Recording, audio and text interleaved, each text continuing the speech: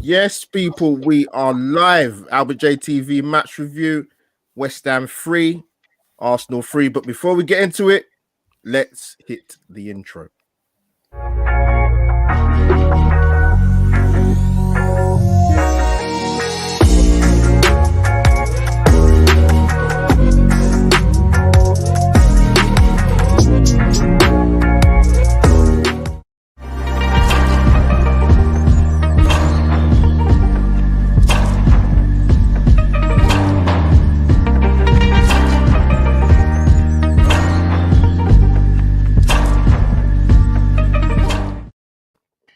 Yes, people, welcome back to AlbertJTV match review time. Oh, where do we start? But before we get into it, people, you should know by now what to do.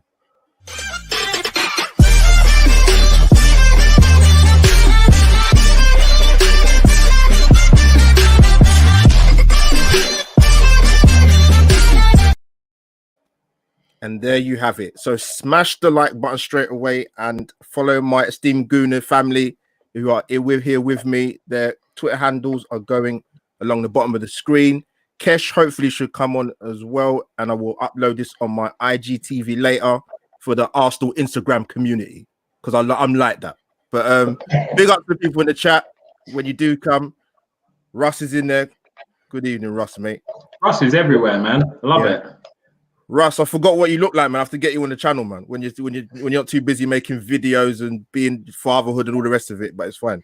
But guys in the chat, smash the like button. Big up to the guys in the chat. Right, a lot to get through. Firstly, as a football fan, probably minus the first 35 minutes, great game of football to watch. Absolutely barnstorming London derby. Yeah. Big up Charlotte in the chat. Thank you. Right, so I'm going to kick off. So I'm going to introduce my homie, Mr. Republic of Arsenal, Anthony. Welcome aboard, my friend. And where can the guys find you? Hey, what's up, Albert? Great to be back as always. Yeah, a bit of an indifferent kind of game today, which we'll get into. But it's going to be a weird one. It's going to be a really, really weird one tonight. But look, it's cool to be back. And yeah, you can find me at Republic of Arsenal. If you're interested in funny accents and stuff, you know where to go. You can see my Twitter handle down below at RepofArsenal. So as I always say, yeah, look, give me a follow, send me abusive messages, whatever. It's all good. Don't do that, people. Don't do that. I embrace the abuse. Embrace the abuse. It's all good. I'm an Arsenal fan. I'm used to it, man. I'm used to it. But yeah, no, look, I'm looking forward to this with a really good panel here tonight. The boys, Dawsey and Sol. So this is gonna be a cracker. Nice one. I'm gonna come to the man of exuberance, youth, passion. My brother from another mother, Gooner Souls. Thank you for coming on the channel again. Tell the guys where they can find you, my friend. Yeah, so just to correct Anthony, you can follow me at Republic of Arsenal. You know, no money joking. That's no, you can find me. Well, you can. I mean, people, if you want to do that, yeah, you can obviously follow that as well. Don't even think about it. Follow, subscribe to everyone on the panel. Brilliant content from everyone. Obviously, you can find me at Gooner Souls on YouTube and at Let's Debate Footy. Or you can find me talking with Arteta. I'm his agent, his son. That's what people call me. So, yeah, wherever you want to find me, you can find me. Thank you. Good Souls quality. And I've bought the star-studded striker in for his first appearance on my channel.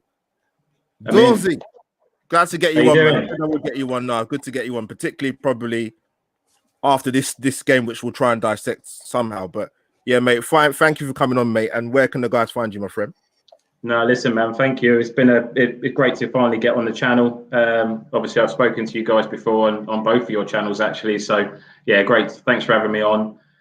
Yeah, crazy game of football. But like you just said, man, if you take your Arsenal hat off, yeah, that's what you want to see, man. I mean, what a game of football that was. If you take your emotions and kind of your allegiances out of it, I mean, it had absolutely everything. So. Yeah, it'd be interesting to try and dissect it a little bit. But in terms of where you can find me, yeah, just you can see my Twitter handle there. So yeah, drop me a follow, come say hello, talk about all things Arsenal, and Yeah, let's do it, man. Let's try and dissect it. No, nice one. But before I start, I want to say, Anthony and Souls. Obviously, I saw your show yesterday, Anthony. Massive respect to you, because I think for people that sort of bring up the racism thing, football society, you know, I don't, you know, whatever it is, you know, don't feel because you don't live in the shoes of myself and Guna Souls and Kesh, who hopefully comes on, that you can't talk about it, because it's people like yourselves who, you know, are open to the idea of seeing the bigger picture and wanting to make things that make a difference. So massive respect to both of you, particularly Anthony, man, because you know, it's not an easy subject to approach, but racism is never meant to be a comfortable conversation. It's exactly that. It's an uncomfortable conversation, but it's a necessity that will keep on going until my YouTube days are finished, mate, until I'm off the serve. So big, massive respect to you, man. Said it all along, man. It's us. We need to make this happen, because it's, like I say, it's the people. I mean, it makes me feel uncomfortable to talk about it, but it's something that I strongly want to talk about it. I want to educate myself on the history behind why it's even here in the first place, because it shouldn't be, but it's difficult to talk about because you want to show support. So yeah, just reiterate what you just said, man. It's amazing to see Anthony support that in that way. So yeah, massive respect. No, cheers, lads. And like you're saying, Dozzy and Albert, yeah, look, we don't walk in the shoes. You know, we don't experience anything that a lot of people do on a day-to-day basis. But it's easy for people in our situation to, you know, pretend it doesn't go on. It's easy for us to not talk about it. Sometimes, you know, the attitude of, well, it's easier just not to get involved, you know, like this isn't my fight to get involved in, kind of thing. And I think that's why things like this get brushed under the carpet, because people won't confront it. And I know a lot of people would have the mindset of like, well, you know, I'm not going to say anything because, like, at the end of the day, look, I'm just another white guy. What do I know? And you know, I think that's the wrong way of looking at it. Like, whether it affects you or not, it does affect people, you know. So it's I think it's right to, you know, keep the awareness. And as I said, like, on a personal level, it affects me in some capacity, because, as I said before, I do have a daughter who is mixed race. So, you know, this may be something that, you know, comes up in my household at some point in time. And again, it's not going to be directed at me. And for me, it's a huge thing, because, like, the most special person in my life potentially can be affected by this, as well as, you know, I've obviously, through my daughter, I have family, you know, of different ethnicity and background. I have friends like Albert, Souls, yourselves, and many more. So, like I said, I definitely don't think it's something that should be avoided. It's not something we should run away from. We should be able to talk open and honestly about it. And I think it's the only way to spread the awareness and keep it going and keep moving forward. Yeah, absolutely. Yeah, well said. Right. Yeah, guys, we're going to kick off. Souls, I'm going to start with you first, mate. So there was four changes from the team against Tottenham. What did you make of the team lineup? And did you have any misgivings about what you saw?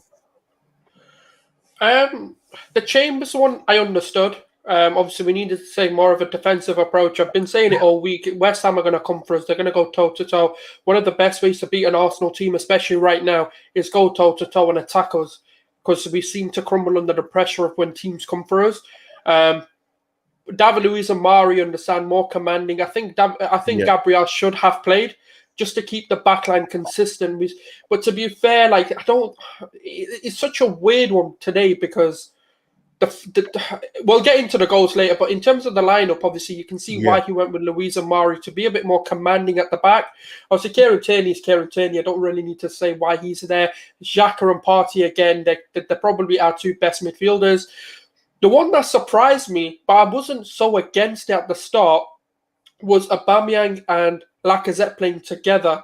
And I think Odegaard and Saka, the reason why I've not mentioned, they're just standard. You know, if they're fit, they're playing. It's just as simple as that. But Lacazette and Aubameyang kind of surprised me that they play together. Now, I'm not saying it doesn't work or it can't work, because I feel like it is something that it can work. And I think it was just strange to see, because it's not something I wanted to see. I'd rather have like a Martinelli there, because I feel like when you're on the wing, especially with the way that Aubameyang's been this season, where he's not really worked hard for the team. To be fair to him, the tackle that he had on Lingard was the first time I was like, wow, flipping hell, he's actually working. But then again, again, he'll do one thing in a game and then disappear for the rest of it. Yeah. It's just the story of his season. Now, I don't want to get too much into him, but I understood the approach and I got it. And I understood what he was trying to do. He was trying to create a balance. But unfortunately, in football, if the players don't take on the instructions, which we found out after the game they didn't, but when they did, the whole tie changed. Not a coincidence. Because when we look at the first sort of 30 minutes of it, they didn't seem to know what they were doing. But then all of a sudden they did, which obviously we'll get more into. But in terms of the lineup, I was I'd say this is the first time I was a bit like, all right, I get it, but I don't. This is the first time I didn't agree with it, because I was like, Lacazette and Aubameyang together, not this season. If this was the seasons of old, like maybe a couple of seasons, even last season, I might have actually been like, I see that. But this season, Aubameyang on the wing is just a passenger, and we need our wingers to work hard, and that was my only sort of apprehension going into this game, and it came out to be true. Aubameyang, again, a passenger, and he's not fit to be a winger. No, well said. I just brought in Kesh. Pastor Kesh has arrived. Good to see you on board, man. Kesh, can you hear me? Your mic's not working, I don't think. Can you hear me? Yeah, we can hear you. Can't hear Kesh, though. All right, Kesh, we'll get you on, man. Kesh, can you hear us? I'm going to come back to Kesh in a minute. I'm going to bring him. Kesh, can you let me one more time again? I can't hear you, bro. I'll bring him back in. Yeah, Doors, I'm going to come to you, mate. Sort of the same question, but I'm going to ask you a bit of context. I've always said that if you're going to play that system with the 4-2-3-1, I generally don't think it works with Aubameyang and Lacazette in the team. I've always said that. I've always been consistent with that. I haven't changed my mind about it. There's been very few games where they've dovetailed as a partnership.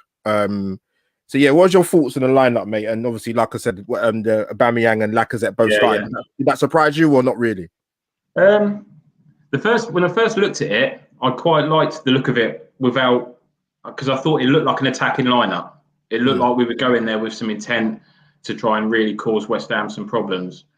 Then when I kind of looked at the lineup again and dissected it a little bit, I wasn't overly surprised or shocked by Chambers. I think you always know what you're going to get from Chambers. You're going to get at least a 7 out of 10 from him.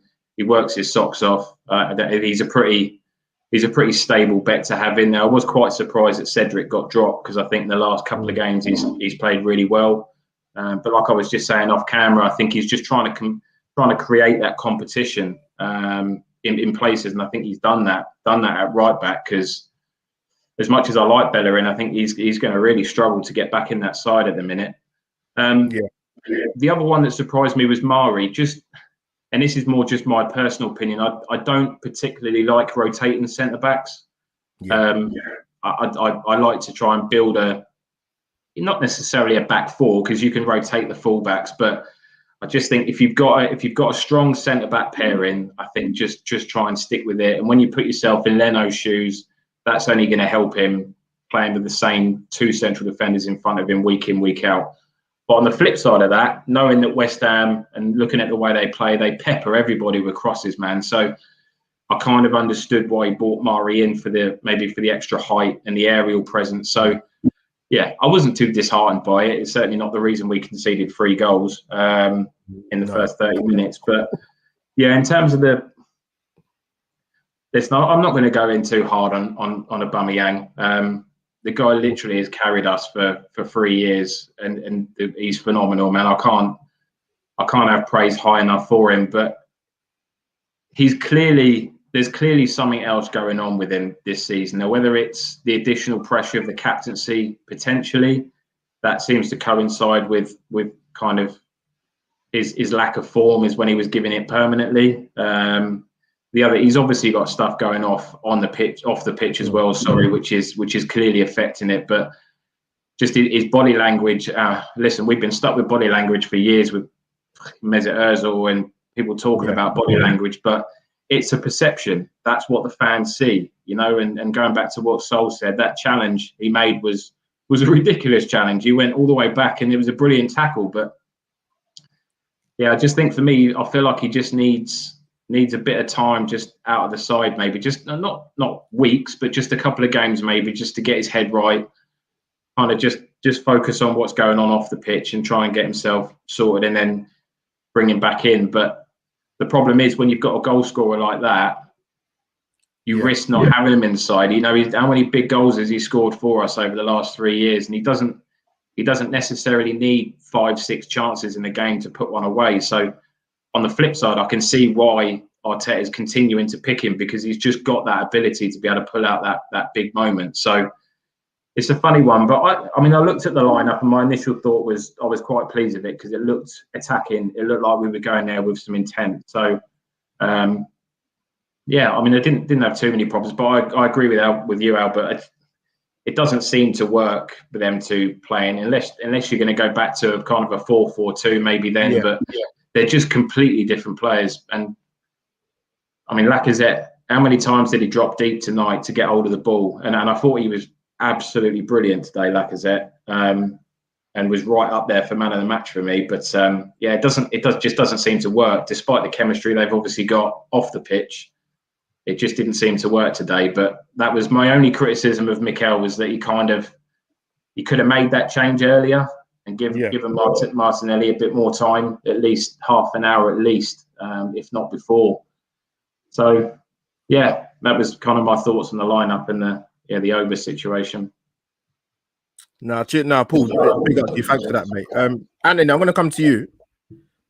I know, obviously, you haven't seen the whole entire 90 minutes, but from what you kind of have seen or what you've heard from, the rest of the Gooner family on social media and everything else possible. Also, what your thoughts on the team lineup, but also to add to that, what did you make of the front four? Was you happy with that when you saw that, or did you have any reservations? Yeah, looking at the lineup, like Dawsey was saying, I see Lacazette and Aubameyang in the same team, and I feel like I should be getting excited about that, and I should be saying, we should be rubbing our hands together and going, this is unbelievable. Look at the chemistry and the bromance that these two guys have. This should be an absolute match made in heaven. You should have these two guys in the same team. They should be linking up. They should know each other inside out. They should have a crazy understanding. For whatever reason, off the pitch, they have all of that. On the pitch, I just don't know. I don't know why. I don't know why it doesn't work. When I seen the bond that these two guys formed off the pitch, I was saying to myself, this is going to be great from an Arsenal fan perspective, because you're going to have two guys on the pitch who are like brothers. And, like brothers, you have competition and that, and it's going to be like, look, I'm going to outscore you this week, and next week it's going to be like, I'm going to outscore you this week. And that's what I was expecting from this. And we've just never got that. We just never got that from them. And, they almost seem like strangers on the football pitch, which I just cannot get my head around. I cannot understand why it is that way, because we see it with players at different clubs. You can almost tell, watching different sides play, you can almost tell who's best mates in a team, by the bond and the understanding they have on the pitch. If you look at our young players, the likes of Smith Rowe and Bukayo Saka, you can tell these guys have the understanding and that chemistry. Exactly. So why it doesn't work with these two guys, I just can't get my head around it. The only thing I can think is that it's just the wrong mentality, the wrong attitude, and the vibes I'm getting. It's more so coming from Aubameyang. And again, look, I don't want to go in on Aubameyang He has been brilliant, absolutely brilliant up until, you know, this season. And he's had his moments. He has had his moments. He's got a lot going on off the pitch. So look, I'm fully willing to, you know, I'm not giving him a pass, because at the end of the day, if you're on the pitch, like if I show up for work in the morning, I have a lot going on in my personal life. My employer still expects me to give 100% of my job. And if I'm not going to do that, I'm going to be replaced by someone who is capable, and they're not going to feel sorry for me for what's going on outside. And I know, look, in football, it's on a bigger scale because my personal life isn't out in the media the way his personal life is. So I understand that you have to handle it a slightly different way. But I definitely think Aubameyang, he needs to sit it out. And I'll be honest, he won't admit it, but I don't think he would be terribly upset if he is taken out of that team. Because with the captain's armband and all that kind of thing, I honestly think he never actually wanted to be the captain. I think it was more so, you know, he wanted to make his dad proud. His dad was the captain of his side. I think he was the nationals team captain as well at one point, I think. So I think it was more a case of, you know, make your dad proud kind of thing. But it's not necessarily what he wanted, and he's not that personality. You know, he's not that kind of guy. Like, you know, we've all done it in the past. We've all, you know, kind of done stuff to impress, you know, our parents and stuff, but it's not necessarily yours. And I feel like that's Aubameyang, and I feel like, you know, things are getting tough, and we're finding it out the hard way that he's not that character, he's not that leader. But yeah, sorry, we're going slightly off topic there. But with regard to the front line, as I said, outside of the Aubameyang Lacazette kind of link up, yeah, I wouldn't have been very concerned, because Odegaard has been sensational. He's been absolutely brilliant. He's getting better and better every time I see him play. And I'm amazed at his performances, the level of his performances, and coming back to link up and chemistry and that. And like, this is a guy who's only basically walked into the team, and he feels a player that's there 3 or 4 seasons. He almost feels to me a player who's come up through the youth ranks with Saka and Smith Rowe and these guys, because they have that chemistry and that understanding. So he's come in and he's really hit the ground running. And I think, again, to kind of compare with the likes of Aubameyang, you're seeing a guy who I think has a point to prove, as opposed to a guy who maybe thinks, well, I've done my, you know, I've proved everything I need to prove. I got my new contract and that. And I don't want to say he's down tools because he's got his contract now, but he's got to the stage where he said, look, I've done what I had to do. I was the top goal scorer. We got our FA Cup. I've got the captain's armband. I've achieved what I need to achieve, and I'm going to chill out a little bit. So I think you can see a slight difference in mentality there. Yeah, Saka as well. Look, you can have absolutely no complaints. No matter where you put Saka, you can put Bukayo Saka in goal, and I'd be happy that you're going to get, you know, a fairly solid performance out of him like that. That's how good that kid is. But yeah, it was the back line more so that concerned me than the front line. Outside of Lacazette, Aubameyang, like that, the back line, again, going back to what Dalsey said, it's just that consistency. Like, I'm not saying I was looking at Pablo Mari coming in and saying, no, I don't rate this guy, because I do rate him.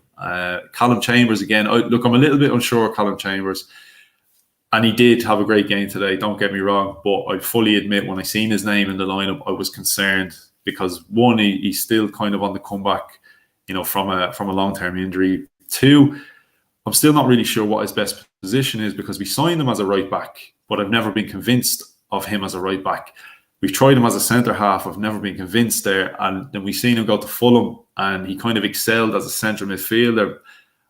So when I see him in the team, I'm still a little bit like, I don't know what to expect from this guy. I understand the rotation, you know, a lot of games in quick succession, you know, we've important games coming up on that. It did feel a little bit to me that Arteta was sort of prioritising the Europa League again. And I felt that a couple of times with his Premier League lineup. And he, you know, Arsenal kind of keep us dreaming. You know, we get a result, the likes of, we get a win in the North London Derby. And I said this last night, it's like, it has us dreaming again. You know, is top 6 a possibility? Can we put a little run together? And Arsenal do as Arsenal do. They give us something and they snatch it away straight away again, like, you know, and leave us going, well, have we blown it again? But yeah, look, consistency I think is key. Rotation is key, but I think with your backline, consistency has to be key. You know, partnerships, understanding, they need to gel. They need to gel as a unit. I think the forward players probably need a little bit more rotation than your backline. You know, your forward players are going to take the major kicks because your forward line are up against tough centre halves. You know, they're going to get kicked, they're going to get bullied, they're going to get battered off the ball. They're running their socks off. And like, I'm not saying centre halves don't do that, but I just think it's slightly different. I think centre halves, look, they're a bit more hardy than attack-minded players. You know, I think you can afford to probably play the same sort of players a bit more often than you could with the attacking players, and I think you've got to get guys in there that play well together. But yeah, like that was kind of my only real thing. You know, the Aubameyang Lacazette thing for me, it's never worked. I've never been sold on it. And the back line, I just want to see a bit more consistency with the back line. I want to see the partnerships form, and you know, consistency is key. Our performances haven't been consistent, and I do think a lot of it is down to the fact that the lineups haven't been consistent. You know, you're chopping and changing week in, week out, and like, even as fans, we don't really know what we're going to get. You know, we haven't a clue, and I don't think Arteta knows what he's going to get at times, because like that, again, we probably get into it.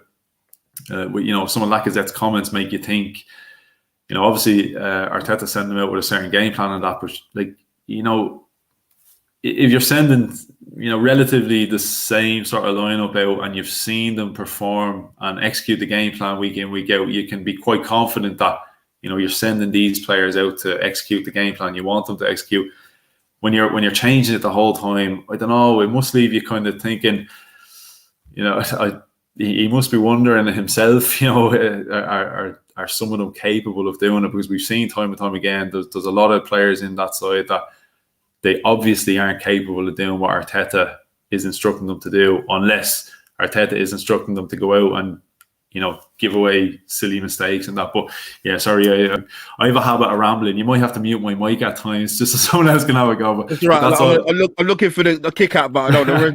Yeah, so that's all I'd say on that. That's all I'd say on that. Don't worry, you're giving Kesh. Kesh, I'm gonna bring you in, man. Yeah, go for it. Yeah. You hear me now? Yeah? Kesh, I won't ask you about the team lineup. I'm gonna sort of move into the game. West Ham haven't finished above Arsenal for 35 years. 4 changes from the last game against Spurs. 12. I think that's 13 consecutive games without a clean sheet now. Yeah, what did you make? What did you make of the performance, particularly in the first half? You know, 2 down in 20 minutes, 3 down in just over 30 minutes. Let's have your thoughts, Kesh, man. I couldn't believe what I was watching. I thought it was gutless, no character. I know we're saying the way Mikel put the team out, abandoned on the right. I kind of understood why he done that. For me, as a forward player, with Chambers behind you, you've got the freedom to roam. That's what the take I got from it.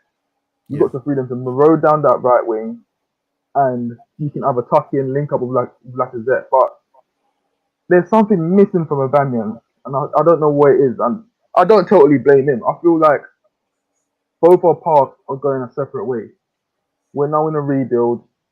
Yes, you want a striker that can fire goals, but I don't think his head is with this project, and I think that's the problem. Yeah. Like I said last season, I said Aubameyang should be moved on, and we should bring someone who's going to come in, who's going to be young, hungry, and ready to actually push on with this project that we're going to try and build.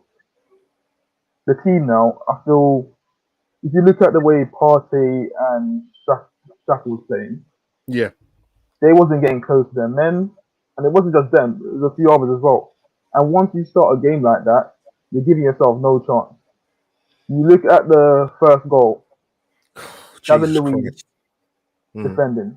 You're standing off your player. All you're doing is inviting him to play a easy pass.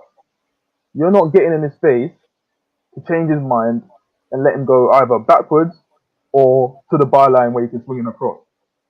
The fact he stood off, he's picked out an easy pass as if he was in training, right to the edge of the box.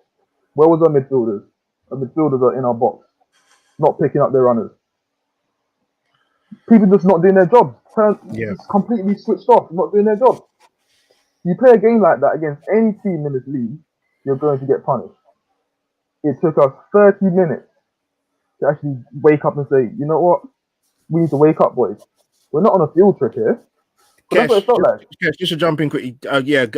You got the second goal, man. I don't. I'll let you take it. I have my thoughts, but go on.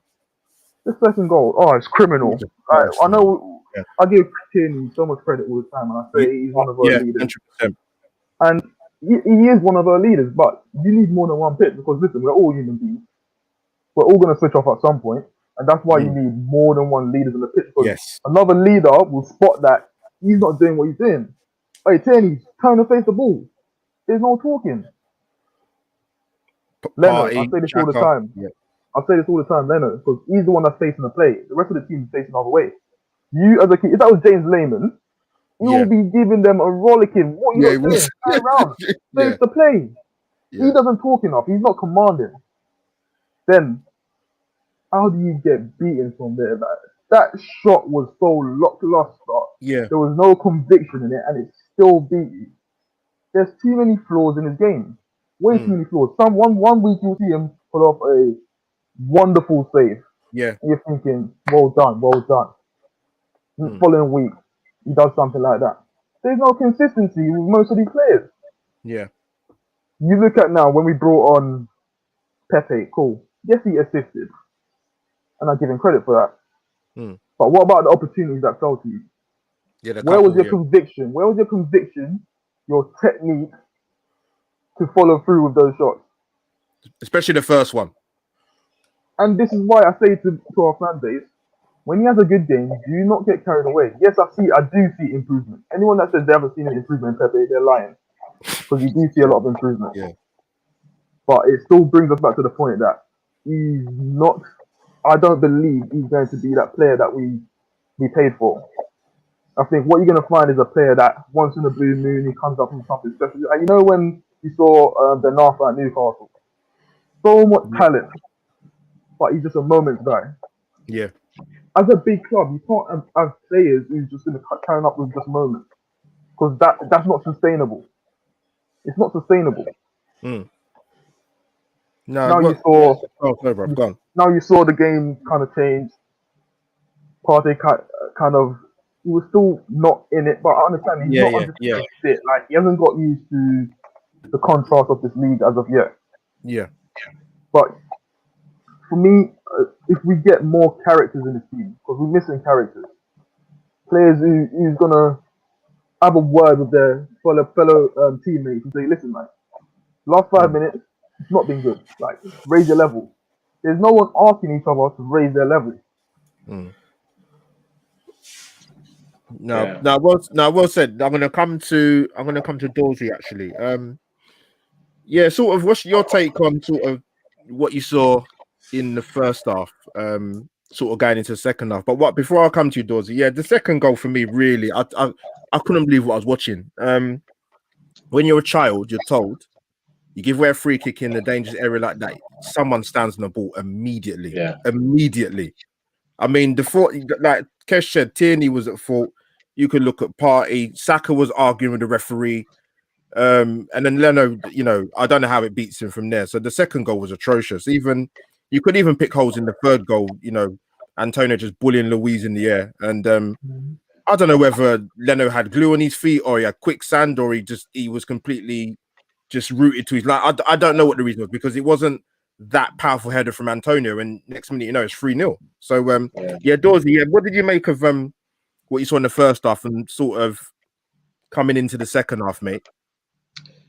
Yeah, so just quickly on that. I mean, well, actually, I'll start with the first goal. So I think what Kesh was saying, it was absolutely spot on about the central midfielders. I mean, they dropped so deep that everybody was in the box and no one was looking at anybody that was kind of loitering around the area. And it was I mean, I can't stand Jesse Lingard, man. I mean, the guy must score. He scored 4 goals a season, and all 4 seem to be against Arsenal. He's got that face, man. Just want to. Oh, I love him. Yeah. Can't stand it. It was fucking stupid dancing, man. That he done Millie Rock or whatever it is. Fucking hell. But yeah, I mean, it was a cracking finish. Great first touch. He got it out of his feet. Good strike, but again, it's avoidable, man. It's just a case of closing players down and just trying to get a block on it. And if you don't get a block on it and it ends up in the top corner, then you hold your hands up and you say, I mean, even Arteta came out and said, look, there's probably not much more we could have done about that first goal. It was a good bit of football and it was a good finish. The second one, I mean, we've all said it. I mean, it's the first thing that you're taught as when you're playing football, man. Just stop people from. I mean, from West Ham's perspective, it's quick. You know, it's a great bit of thinking from Jesse to play that ball so quickly. He's identified the opportunity straight away, but you can't pinpoint the blame on any one Arsenal player.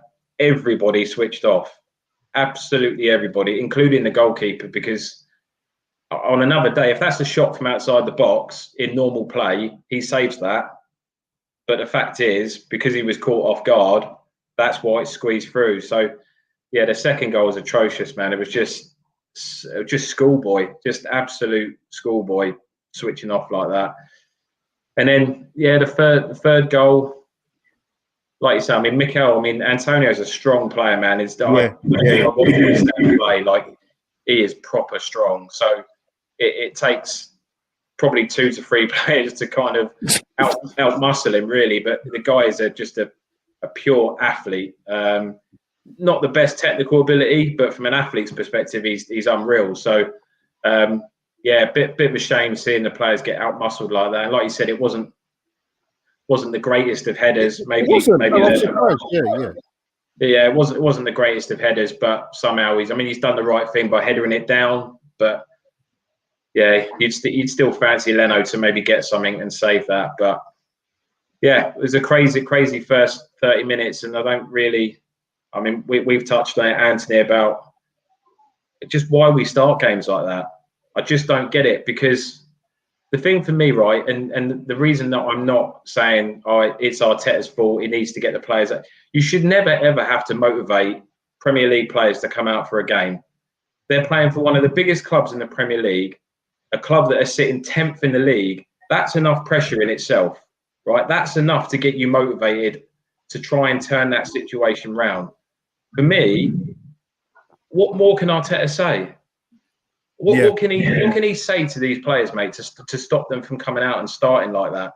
I just don't get it, because every single week, Arteta is telling that he's coming out in his conferences and he's saying, we cannot start games like this. We have to change. We have to change that. It's not like he's trying to hide behind anything. He's putting it out there for everybody to say, this is not good enough. We cannot start games like that and give ourselves a mountain to climb and then have to chase a game. Because if we'd have started the game better, we'd have scored 5 or 6 goals today and probably won that 5-1 or something. If we'd have just started the game better. So for me, I can't sit there and say, and I get the argument. I've seen a lot of it on social media today saying, yeah, it's Arteta's job to motivate the players.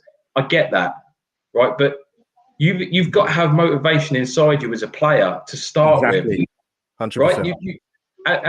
As a manager, you can bring that out of a player. You can help to bring that out of a player. But if a player isn't motivated, you can't do anything about that. So that's. None of the goals we conceded today, again, and I've said it before, were down to players being out of position tactically. We weren't outplayed. We weren't nothing like that. It was just purely starting games the way we've started games pretty much all season. Really, really slow, really lethargic, not getting out to players, not pressing. And that was the reason we found ourselves 3-0 down, because we were switching off. And it's so frustrating to watch, because I still haven't figured out whether I'm proud of the players or still absolutely fucking fuming, because it's just, if there was ever an advert for a game of 2 halves, it was that today. Yeah. I was shocking, man. So the first half, I was that close to turning it off. because I mean, I had my little boy in the front room with me, and I was close to fucking flipping tables and putting shit through the TV. I was that angry. So yeah, Dorsey, don't do that, mate. Don't do that, mate. My time's up. Money's hard, mate. Yeah, exactly, man. But then overscored and got one back just before half time, and I just thought, okay, all right, if we can nick another one before half time. And my just a short story, but my best mate is a Tottenham fan. As much as it pains me to say it, but he said as soon as Laka got that first one, he said 3-3. And he called it, and he said you'll get back into this because you always come out in the second half, especially when you're chasing the game. You always come out of a completely different intensity. Start the second half so much better, and we did. It was brilliant in the second half, but yeah, first half was really, really frustrating to watch, and I can only imagine how frustrating it is for Mikel, just constantly reiterating, saying we cannot start games like that because we will not win football matches all the time we start games like that. And we've all mentioned that. For me, there's two key words. One is leadership. It's non-existent on that pitch, bar you could arguably say Xhaka, maybe David Luiz for me are the only two players that have really got any kind of real proper leadership qualities. Because let's face it, a Patrick Vieira or a Tony Adams, you reckon one of them two will let us start games like that? Not a chance, no. Not a chance, mate. I know he would have players up by the throat against the wall in the half time if they did, right? So for me, that's the biggest thing that Mikel needs to address is get some leaders in there, man. And I don't like to say it because I've got all the respect in the world for Oba, but that he doesn't need it. He does not need that additional pressure of trying to lead the team. Let him get back to what he does best. Let him get back to scoring goals, and just really try and bring in a proper leader. And then the other one is consistency. Because I think in the last 8 games, I think we've won 3, lost 3, and drawn 2. It's so inconsistent that we need to fix that. Because if we do, we're capable of winning games. We've shown it, but we're only showing it in 45-minute spells, and that's the problem. So yeah, very frustrating that first half. I guess we'll come on to the second half a bit later, so I'll leave that. We'll come to that very soon. Don't worry about that, man. Good as souls. I'm gonna come to you. Before I come to you, mate, I just want to address something in the chat, guys. Listen, let me make this very, very clear to you. I'm assuming most of you guys are over the age of 25. I'm assuming. Just if you don't agree with somebody's point, not a problem, but just relax yourself in the chat, man, because there's no need for it. So for me to have to say that on my channel, then you know I'm not joking. So if I have to kick you out, then I will. But just relax yourself in the chat. Seriously, man. Yeah, goodness soul. Sort of I was on another channel on Friday evening on the Arsenal Lounge. Big up Levs and African Goon. I think Enrico's in the chat as well.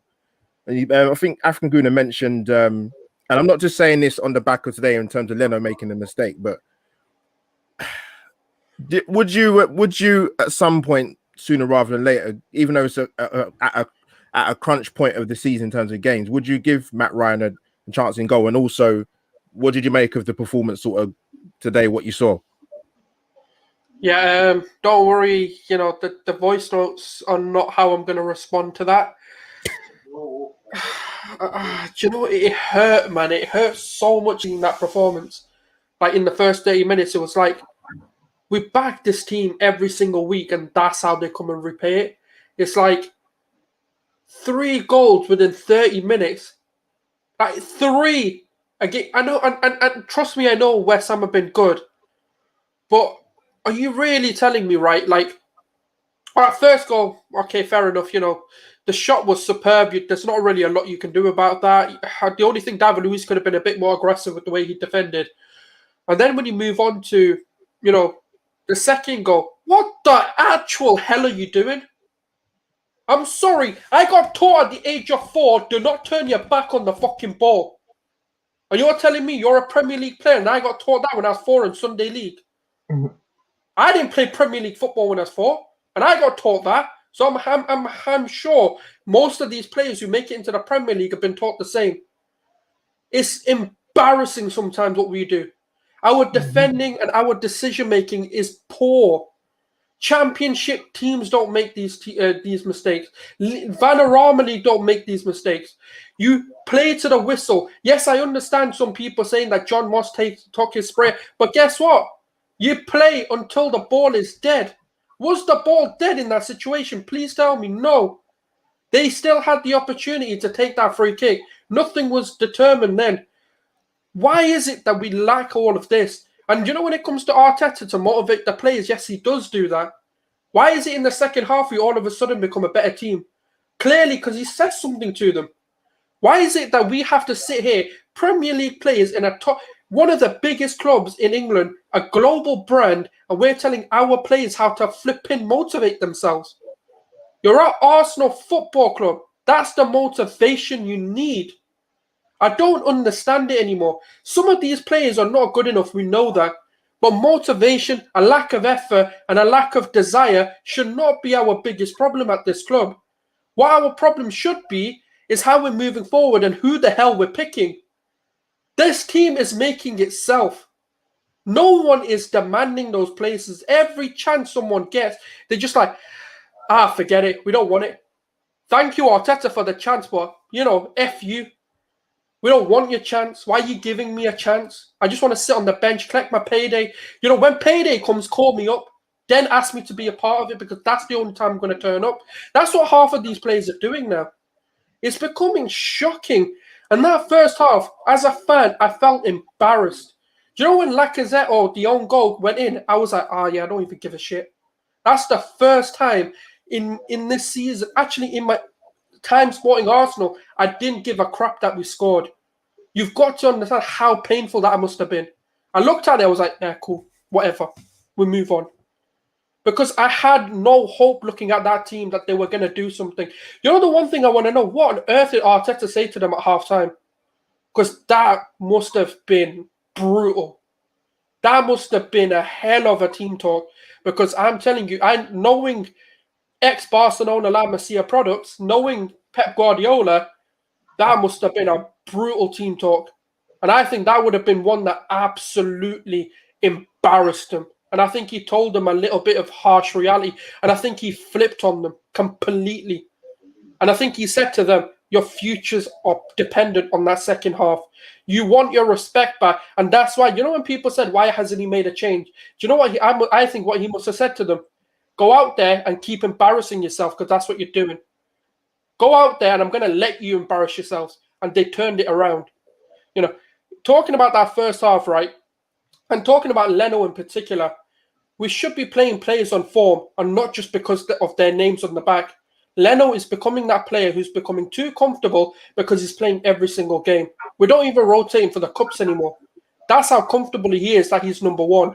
He needs a reality check. I'm sorry, I know he's been good for us. But some of the things, I've always said this, Emi Martinez was the biggest curse Leno ever got, because Emi came in and highlighted every single thing Leno does wrong in terms of being commanding. And you know what it is, right? It's so weird, because I never expected to say about a German player not having balls. I never thought I'd say that, because Germans just say it how it is. They are the most I don't give a shit kind of players I've ever seen play. But he, for some reasons, like, oh yeah, it's all right, mate. You're in my. Oh, if you want the ball, here you go. Here, have it. He's got no commanding. You know what the funny thing is? If we talk about the top 10 keepers in the world, what's the common trait? Command. They command their box. Whatever happens in that box is their decision. If they go long, if they go short, whatever they do, it's all on them. They command that. They organize the teams for free kicks and corners. So he's doing none of that. I don't see anything that's gone into this Leno, and I don't know what it is, because his shot-stopping ability is probably one of the best in the league, but his overall game is just shocking. And it's being highlighted more and more, and the more and more comfortable these players are getting. Aubameyang isn't firing because he's comfortable. That's a fact.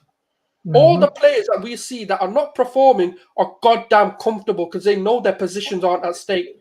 Mm-hmm. Aubameyang needs to be dropped, and he needs to be dropped with all disrespect, and let him know you've been dropped, because that's probably what's going to fire him up again. We did that with Lacazette, and look at him now. We made it known to him that you're playing crap, hence why you're being dropped. We need to do that with Aubameyang. We need to do that with Leno. When you ask me about Matt Ryan, of course I believe in that. I think that needs to be done. We need to start. Do you know why the right back position's been so much better? Why even Bellerin's looked better recently? Because he knows that position isn't his anymore. Cedric's been stepping up because he knows that Chambers might come in next, and if he performs, I'm out. That's the problem. But when we look at the number 10 position as well, Odegaard and ESR are self-motivated. Saka is a self-motivated player. Partey has been disappointing, but he's a self-motivated player. He'll know what he's doing wrong.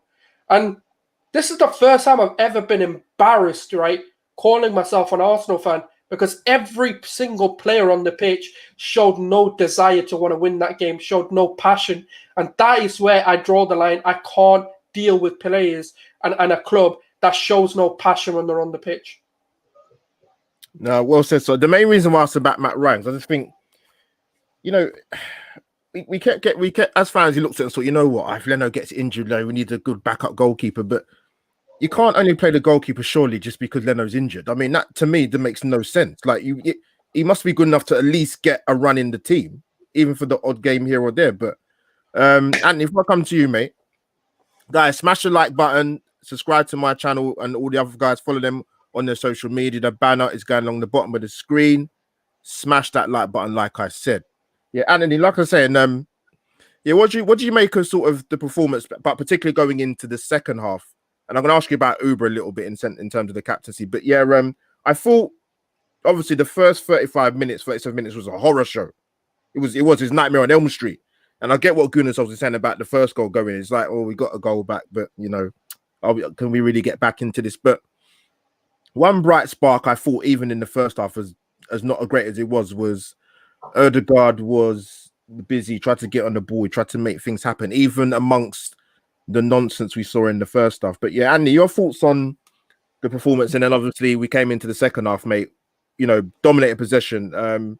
Yeah, take it from there, mate. What do you think changed? Or so before you say that, Gunas, I think it was Arteta. I don't think he had to say too much because it's a London derby. You've been awful for the first 35 minutes, and yes, we played in Europe on the Thursday. I understand that, but the last time I checked, listen, you can get the train from Highbury Islington to go to Stratford, so it's not that difficult to get to. They're not jet lagged. So I don't know what the issue was, but yeah, Anthony, come in, mate. Sorry, God. Yeah, look, going back to what the lads are saying, Premier League football players, if you need to motivate these guys to show up for a game, they should not be Premier League football players. Yeah, they shouldn't be in the league. They shouldn't be at this level. To find yourself 3-0 down, look, there's certain situations you may be able to excuse. If you have prime Man City playing against, side bottom of the table, can't string a result together to save their lives, you could probably forgive them for being 3-0 down after half an hour. Like, this is Arsenal, and whether this is Arsenal form, off form, at the end of the day, irrespective of where we are in the table, we're not that bad that we should be 3-0 down after half an hour against anybody. There's international football players in that side. Yeah, they're off form and whatever else, underconfident, or problems outside. But like, as a unit, there's enough quality in there that you should not find yourself 3-0 down within half an hour, no matter who you're playing. It was crazy, and that's why again we will go into it, I'm sure, later, but this is why I can't be happy about how this game even ended. Yeah. And I'm usually the guy. I'm usually the guy that's, the first thing I look for is the positives. The first thing I usually look for is, well, what did we do right? Before I assess what went wrong, I always look for what did we do right. And obviously, the kind of theme over the last kind of couple of weeks has been, go a goal down and show a bit of fight, a bit of hunger, a bit of passion. Show us that you want it. Show us that you've got that kind of, You're not just going to accept that you're a goal down. You're going to roll over and die. You know, we did it against Leicester, an early goal. And look, you know, players missing, whatever. It was still a good Leicester side, you know. We did it against Tottenham. And again, you know, people are going to say, you know, Mourinho set up this way, Spurs played this way. It doesn't matter. There was enough quality on that pitch, but that was still a good Tottenham side that went up a goal ahead. But we pulled it back and we showed the fight and the desire and the spirit to get back into it. Now, again, people are saying, well, you know, this is a good West Ham side and, you know, they're performing well. But like, when you really break it down and look at the table, like, we're 29 games in and people are saying Arsenal are having an awful season, one of their worst seasons they can remember. And West Ham are excelling. You know, they're 5th in the table and they're having a great season. Literally, West Ham have two more wins than we have and a draw. 2 wins and a draw more than what we have. You know, we have 3 losses for those 3 games that they got 2 wins and a draw. Like, there's not a lot separating us, but Arsenal are awful. West Ham are excelling, you know, and that's how close the table still actually is. And that's the reality of this season. You know, we're not a million miles off. And this is why it's like there's extra frustration, because that's how close we are. Like that's how close we actually are to being in contention for Europe. And that's the difference separating, you know, what's an awful season, what's a failure, like what's the worst Arsenal team many people have seen, and potentially, you know, that wasn't a bad season. You know, we've scraped Europe. You know, West Ham are 5th. That could be us within the space of 3 games, which in the grand scheme of things isn't an awful lot. So like that's why it is frustrating. But yeah, going back to kind of, we got the goal right before half time. Yeah. And again, look, I will give credit. Of course, I will give credit. Look, we're 3-0 down, and you know, you expect at that stage, look, it's already an embarrassment at that point. But you think to yourself, look, you nearly want to come out for the second half, and you're playing for pride. If you can pull a goal or 2 back, that just chips away at that scoreline, the deficit between you. You know, you kind of come out, and you know, if you can pull it back 3-1, 3-2, you kind of go, well, you know, at least it wasn't complete whitewash.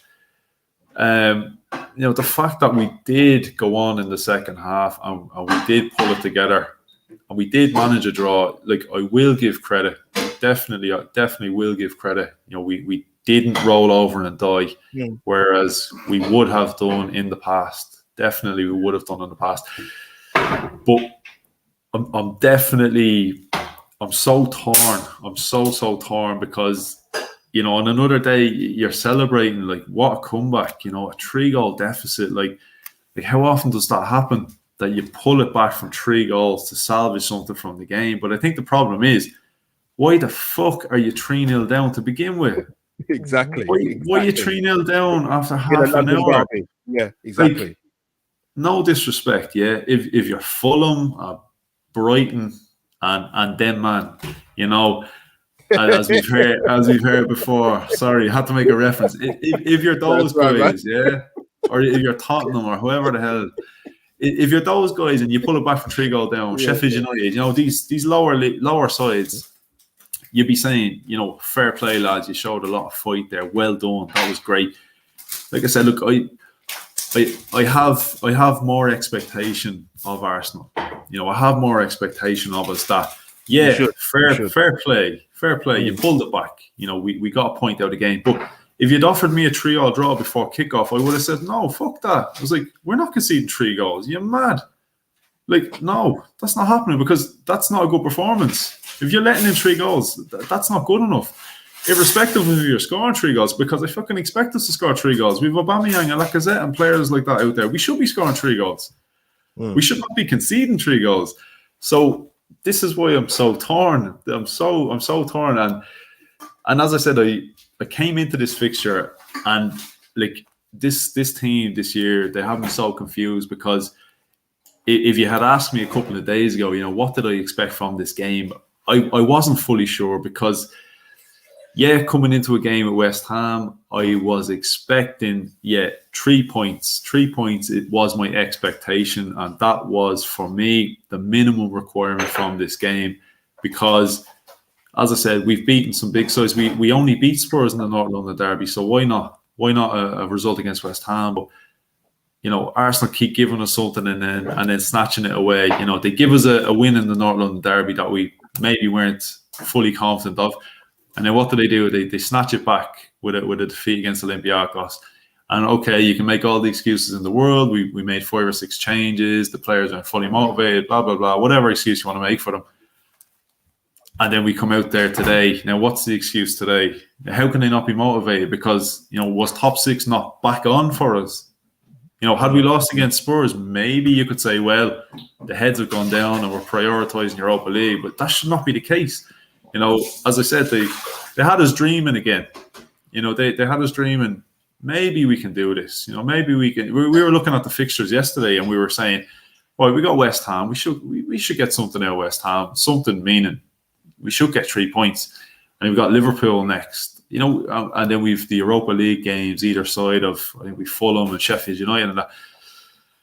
But yeah, like this team and the lack of consistency but basically, yeah, I guess to summarize, I'm not happy. Like I'm finding it hard to be happy even with that 3-goal comeback because, look, if it had been a goal down and we come back at the end of the game and snatch it in the 89th, 90th minute, maybe you'd be going, well, you know what? Yeah, I'll take it. The fact that we even found ourselves 3 goals down, like for me, it was just pathetic.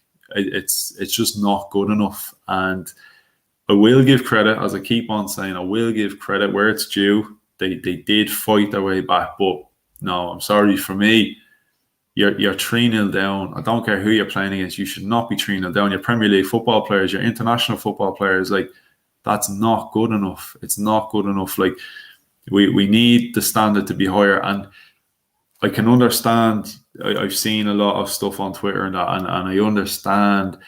And I think I've lost some followers and that over today because I got into a few bits and pieces of people. And as I said, it happens, bruv. It happens, man.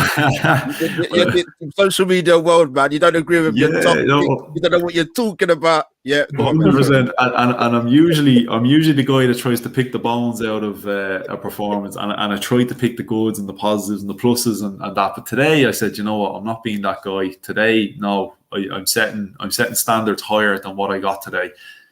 And yeah, be happy, rightfully so. Be happy. We pulled it back. It was a 3-goal deficit, which is it. Look, it's not to be scoffed at. But for me, pulling that back and securing 1 point, that is only papering over the cracks. Like all that did for me today, that 1 point, all that did for me today was save me a bit of embarrassment. It literally, that's all it's done for me, because I knew realistically, hand on heart, nothing but 3 points was good enough there today. Like he needs to make a decision. Like, what are we doing? Is it all eggs in the Europa League basket? Is he trying to secure European football from our Premier League finish? I don't fully believe he is. Like at times I feel like, he's setting his teams up and they have a slightly competitive look about them. You put out, say, on paper your best attacking players. You have your Aubameyang, Lacazette, and then you can't make any excuses. We had all our best players. We'd Saka, we've Odegaard, all these guys out there. But then we start messing around with the defence, and then I start going, how serious is he taking this game? And again, I do understand rotation. I do understand it, yeah. But look, he needs to, I guess, have a good think about, what is he trying to achieve? Because look, Europa League is not set in stone. There's still teams in there. Look, I look at Europa League and I say, we are capable, if we show up with the right attitude, we are capable of beating anyone in that competition. At the same time, if we show up with the wrong attitude, anyone in that competition is capable of beating us. So, for me, I always said Europa League is the most realistic route into Europe for us, because up until the final, we get 2 bites at the cherry. Like, we're not consistent enough to win anything on a one-off basis. Now, the fact that we have 2 cracks at it up until the final, and we've needed it. We got a draw against Benfica and we beat them second time round. We got a win against Olympiacos and then we lost second time round. But we've done enough in the first leg just to get us through. Now, we can't do that in the Premier League. You've only got one shot. You got one shot against everybody at this stage because we've played basically everybody the first time. So at this point in time, every game is almost a cup final. So yeah, it's a really, really weird feeling today. Like I said, as you said, Albert, I didn't get to watch the game live as it happened. I did catch up a little bit later. And as I was out driving at the time, I was listening to it on the radio, we were 3-0 down. And long story short, by the time I walked in the door, we were 3-2 down and I turned on the TV, it was 3-3. And I probably should have been saying, like, Jesus, we pulled this back. I actually stood there and went, you know what? Never fucking should have been 3-0 down. Like, I wasn't even looking at it going, do you know what? Well done, lads. Well done. I actually went, fucking ages. Like, you know what I mean? Why we just 3-0 down after half an hour anyway? And I'm like, unless we go and win this 4-3 now, no, it's not good enough. Just not good enough for me. No, thanks for your thoughts, man. I mean, like I said, it was one of them games where people are kind of thinking, yeah, we was 3-0 down, but you know what? We still should have gone into this game a bit more up for it. Like I said, London derby, and the performance we saw. I mean, if you look at the last 2 games, actually, yeah, I mean, even today, you could say the second half performance was better than what you saw against Olympiacos because it's almost like the complete opposite. That performance was just a nothing performance, what we put in Europa League. But, Kesh, let me come to you, mate. Do you give Arsenal sort of any resemblance of credit, even though we're disappointed that we didn't get the win? And on top of that as well, quickly with Aubameyang, was you surprised he stayed on for as long as he did? I think it's a difficult one. I am surprised he stayed on for as long as he did. But Very surprised. At the same time, if you're looking at what we're chasing in Europe, we've somehow got to get the guy fired. You know what I mean? You can punish yourself, but in the long run, we're going to need him. If we have any chance to win that Europa League, we need Aubameyang firing. It's as simple as that for me. We can say Martinelli this, Martinelli that.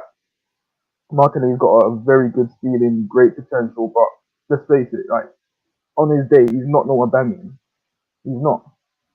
For me, we just got to cut out the mistakes and everything and push on, because this Europa League is there to be won.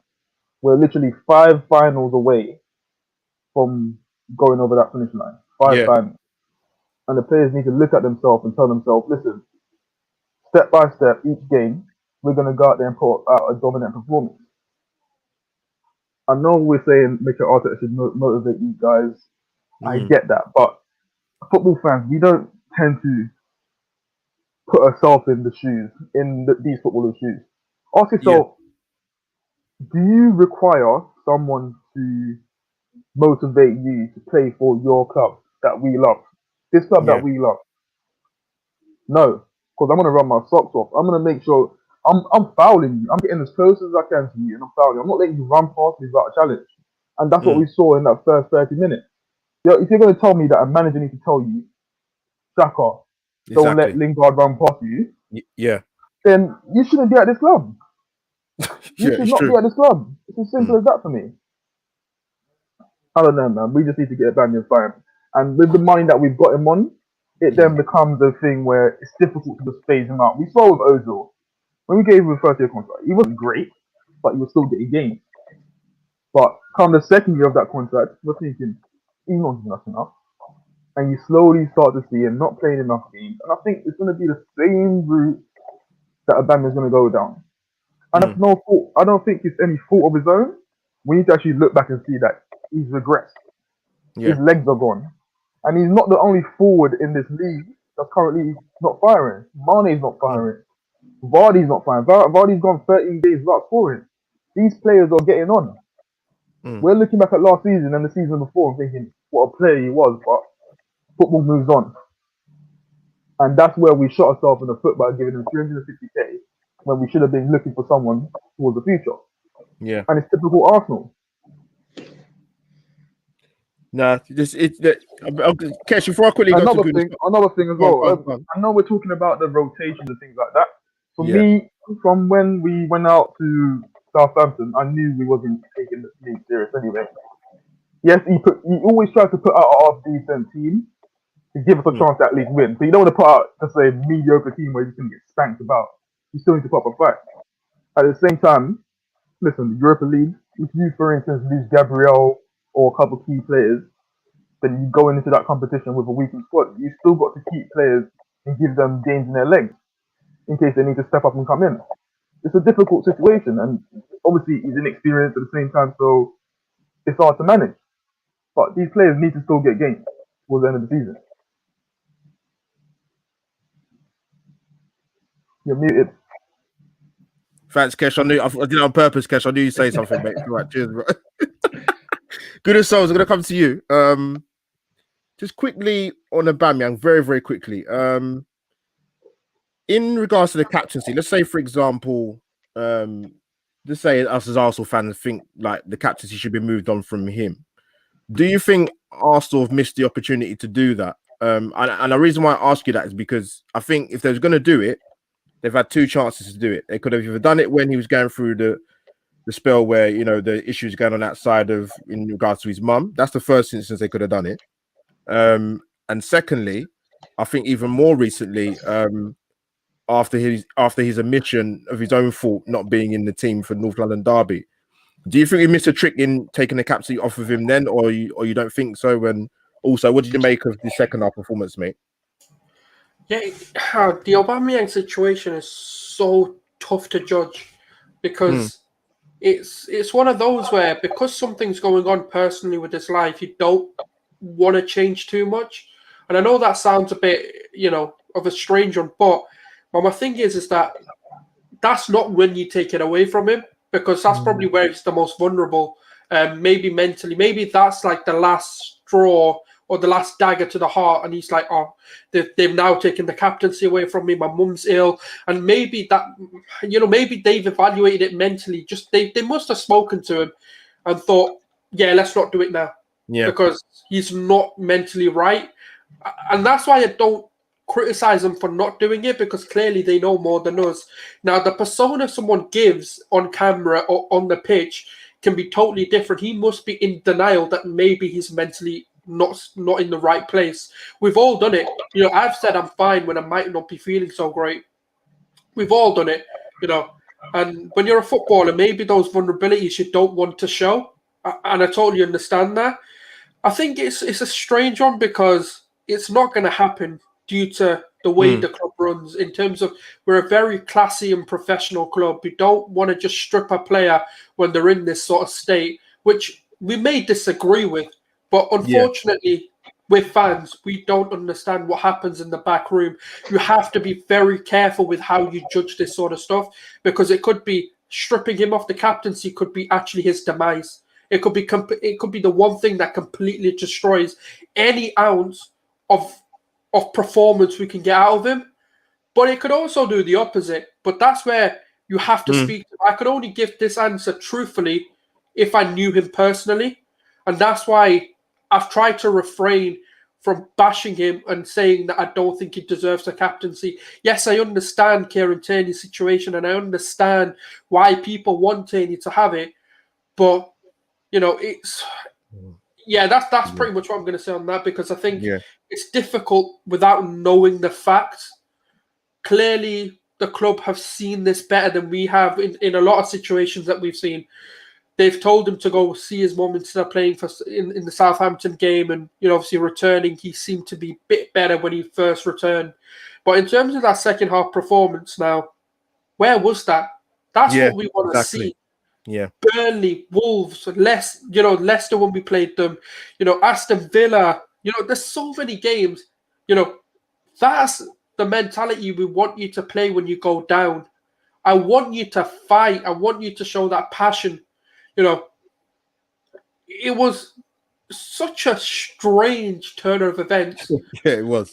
It was like, it was. I was looking at it, I was like, what the hell? Wow, okay. That's why I believe what Lacazette said after the game, because that doesn't just switch because you got bollocked.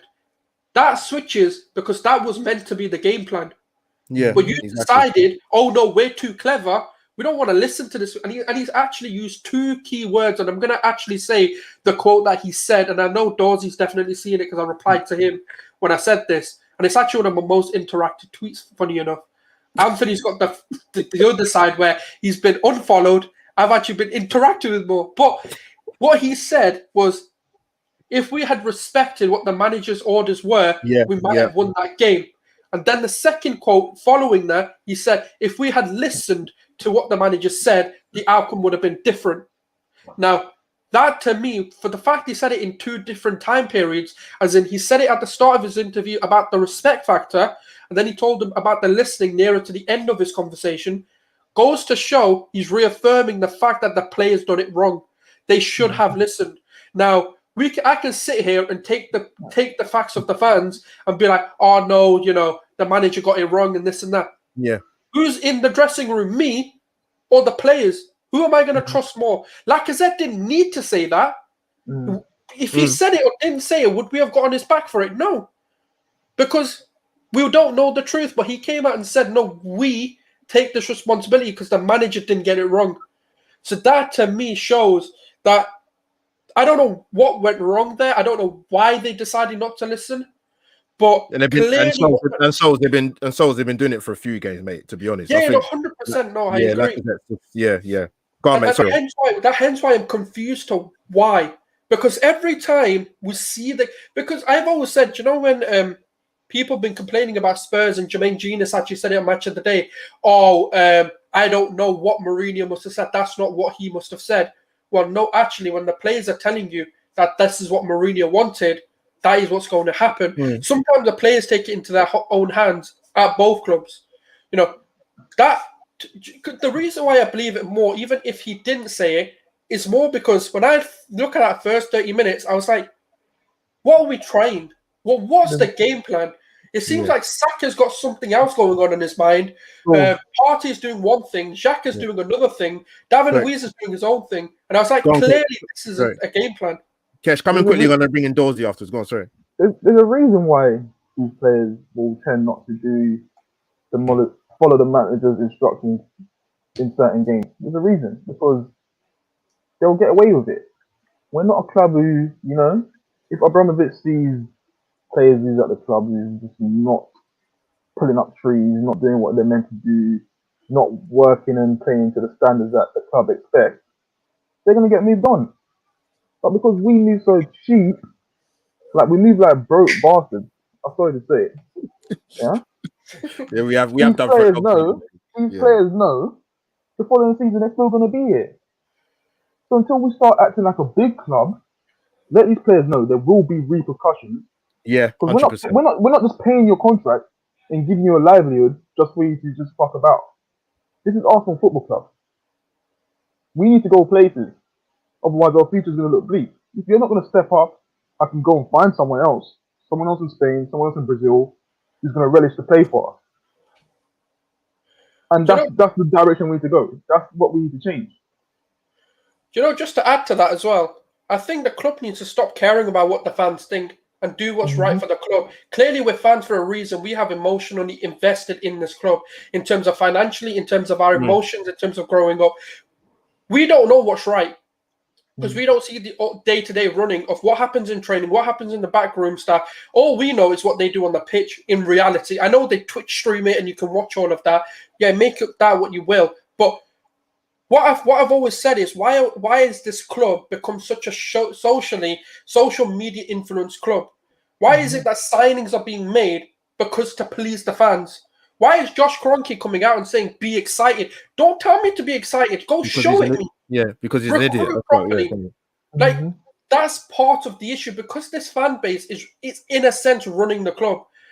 They're looking at let's throw Partey out there. Oh, yes, they fit on that. Yeah, let's make sure we get that at the end of the window. But let's get Gabriel and Willian at the start, and then we'll get Partey, so they forget about all of that. And that's the problem. We don't run as a club. We run just to please whoever the hell we want to please. And I was saying this on the Bearded Gooners today as well. if we looked at that West Ham team, and let's say we bought in Sushek and Sufalo, There'd have been a riot. There'd have been a riot. Yeah, we would have been. What the hell? Who's this? And that's the problem. And look at Max Aarons. We missed that. Jack Grealish, we missed out on him. We missed out on so many good players because they play for they got relegated. Yep. But we don't look at Andrew Robertson. We don't look at Jack Grealish worth £80 million now when we could have got him for 30. That's the problem. But Souls, like, honestly, how many Arsenal fans were happy when we were signing Kieran Tierney from the SPL? I said really. How many people were happy with that? That window absolutely pisses me off. I had so many people writing them off. I'm like, I've even watched the playoff. Yeah, and that brings me back. I tweeted today. Edward as well. They're writing Edward off. Sorry, let me bring in Dorsey. I want to bring in Dorsey. Dorsey, sorry, mate. You might want to pick up on some of the points the guys have made, but second half performance, and also I want to ask you your thoughts on Martin Odegaard and Callum Chambers, especially, mate. Go ahead, bro. Yeah, a couple of little comments actually just picked up from the last kind of 5-10 minutes. First one is the whole Europa League thing and playing every. Mate, these players know what it's about. They've been playing every 3 days for the last however many years, right? All of these guys have been playing European competitions for a lot of years. They know what it's about, mate. So the whole Europa League, playing every 3 days, and like you said, I mean, we've gone really for 2 home games. Really, like I said, it's Stratford. We're not travelling miles away. It's not going to be a jet lag. You know, it's not it's true. Yeah. So for me, that's just. It's just a ridiculous excuse if they decide to use that, you know. So again, and touching on what everyone else has said, I get rotation, I get it. The problem is we haven't got the squad depth. So really, when you look at the 25-man squad that we've submitted, you've probably only got 15 or 16 of those players really that can come in and do a job. So, but there's players out there that you're not going to want to see play. But they have to. You're going to have to give them minutes through the season and they're going to have to play. So, so I get the whole rotation thing, but it was, the Europa League thing is not an excuse for me. Anthony, touching on your point, Anthony, why are you going into any Arsenal game with any expectations, mate? Why are you expecting 3 points against anybody? Come on, man. You've been around the block. You've seen us this season. That's your first mistake right there, is expecting 3 points. So, yeah. Cheers for pointing out my age, saying I've been around the block. I appreciate that. The other thing I wanted to touch on, obviously, we've all been talking about the mentality of the players, right? And I guess what frustrates me is they can do it because they've done it in the second half. Yeah. They show the right mentality. They show the right work ethic. They show the passion. They show the fight. They show the desire. But the problem is they only do it 45 minutes a game. And that's the problem. So that's what frustrates me, is why, when you know they can do it, why don't they do it all the time? And that's what I don't understand. And that it must be such a hard position for Mikel to be in, because at the bottom line is he needs to put out the 11 best players that he's got available to try and get us points and wins. But touching on the Aubameyang situation last week, I mean, he's set a huge example there by dropping him for arguably the biggest game of the season. We needed to win that, and he's left him out. So if I'm a player in that squad, you're kind of sitting up and taking a bit more notice now, saying, right, shit, I mean, if he's going to do that to our captain, like, hopefully that sets the example that the rest of the squad needed to hear. So, yeah, that was just a couple of bits I picked up the last 10 minutes. I've forgotten your question now, mate. No, Dawes, I was saying in particular Odegaard and Chambers. I want to give it, what did you make of those two, especially, mate? Yeah, I mean, Anthony touched on it a bit earlier, but I've been incredibly impressed with Odegaard. Yeah. Coming in at such a young age, bearing in mind, what is he, 22? He's still very, very young. He's coming into arguably the toughest league in the world. He's not really played a lot of football in the last 12 months at all. So fitness is going to play a part. But, mate, he runs his fucking socks off. Yeah. He worked his bollocks off today. And I thought you can see, and I've said it before in a couple of other shows, but technically when I see the way he feints and the way he moves and the way he changes direction, he does remind me a little bit of Mesut Ozil, the way in which he does that. But everything today that was good went through him. Absolutely everything. And you can tell that he's really settled into the team. You can see that the rest of the team trust him with the ball because, like I say, everything went through him today. Anything that was good, he was trying. All little dinks over the top. I can't. I guess it's one of those things because you have to kind of pinch yourself and take yourself back to reality and say, he's not our player. So that's the risk. But I think I was chatting to someone earlier on Twitter and he was saying, Real Madrid will notice it. Real Madrid will want to keep him, blah, blah, blah. But for me, when I look at him, he looks like he's really enjoying his football. Yeah. It looks like he's enjoying being at the club. He looks like he's enjoying the fact that he's got a manager that's willing to put some trust into him and say, look, we're in a shitty position right now, mate. I need your help. I need you in there. I need you to try and create stuff. I need you to try and help the team. And he's done that. So the rumours are going around that he is really enjoying his time at the club. Yeah. And hopefully if we can finish on a positive note. Just to get you a bit more happy, apparently he's already got his club, he's already got his representatives telling Real Madrid that I want to stay. He's come out publicly and in an interview to say, I love what Arteta's doing. I love Arteta and I want to stay and make that happen. I'd love to see that, man, because if there's one thing that we need to try and make that permanent, because and don't get me wrong, obviously I can't mention Odegaard without mentioning Smith Rowe, because as well that kid's been unbelievable since he's come in the side. Yeah. So for me, when you look at worst case scenario, maybe we can't keep Odegaard. Maybe it's not the worst thing in the world, because I guess at the same time you don't want to hamper Smith Rowe's development at the same time. So you got two kids there, really, 20 and 22, that have both got huge futures ahead of them. If we can keep both of them, brilliant, because it looks as if he can play Smith Rowe out wide. He plays really well there as well, Smith Rowe. So, and I think you're going to get to that point where if Arteta gets the right players in, the players that he wants, they're gonna float around, they're gonna move, they're gonna look a little bit like the City front four. They're all going to move and change positions throughout a game. So, I mean, I can't say anything highly enough of Odegaard. I'd love to keep hold of him. And I forget, who was the other player you mentioned? Callum Chambers, Callum Chambers. I didn't see that performance coming today. Yeah. Albert, say it properly. Come on. What's that? Cafu Chambers. Cafu Chambers. Callum Cafu. Come on, lad. So I think it was just touching on what Anthony said a bit earlier on.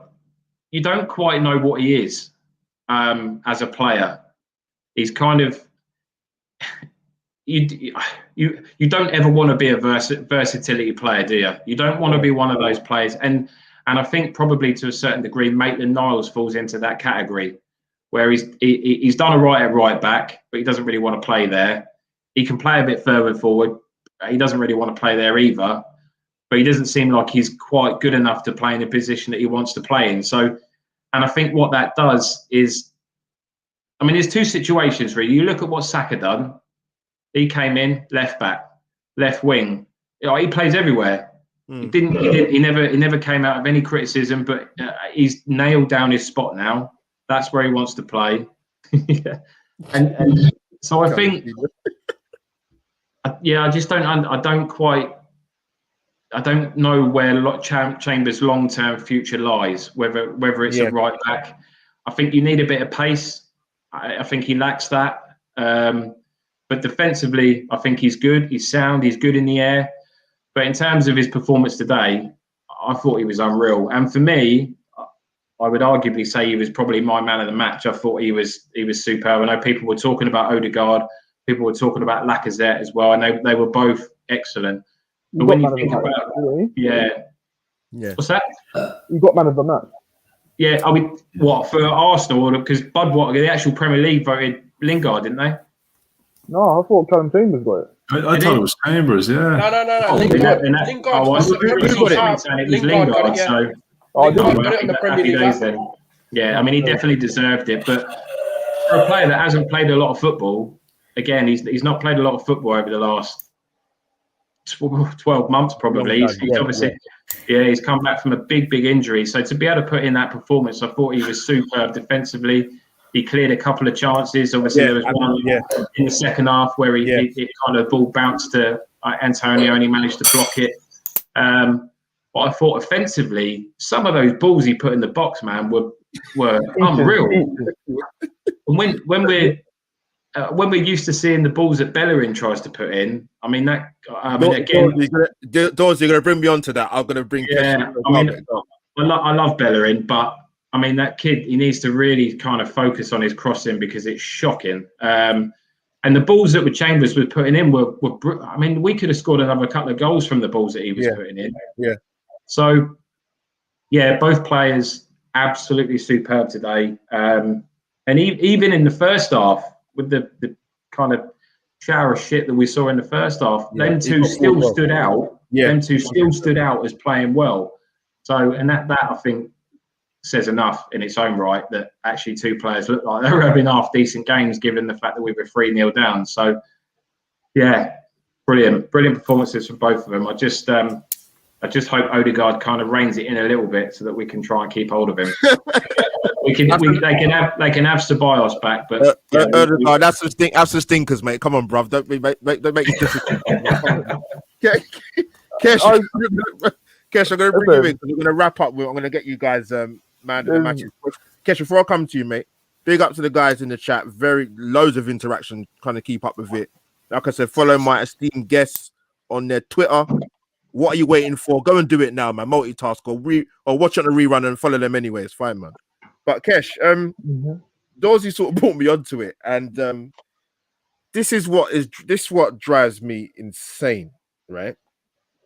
Now, I'm not saying I know everything about football, right? But when I've spoken about Hector Bellerin, right? The first thing people will come back and tell you as Arsenal fans, he's had an ACL. I'm like, okay, cool.